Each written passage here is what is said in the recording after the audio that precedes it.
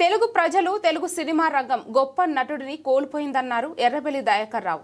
హైదరాబాద్లోని కోట శ్రీనివాసరావు నివాసానికి వెళ్లి వారి భౌతిక దేహానికి పూలమాలలు వేసి వారి ఆత్మకు శాంతి చేకూరాలని భగవంతుడిని ప్రార్థించారు మాజీ మంత్రివర్యులు ఎర్రబెల్లి దయాకర్ రావు.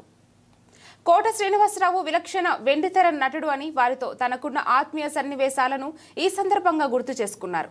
కుటుంబ సభ్యులకు ప్రగాఢ సానుభూతిని తెలియజేశారు. కోట శ్రీనివాసరావు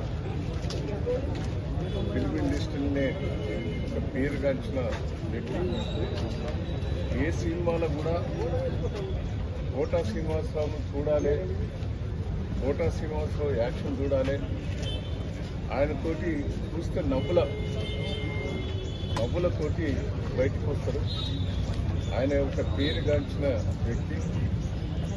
అటువంటి వ్యక్తి చనిపోవడం తెలుగు ప్రజలకే కాదు, తెలుగు ఇండస్ట్రీ కానీ అందరికీ చాలా బాధకరమైన విషయం.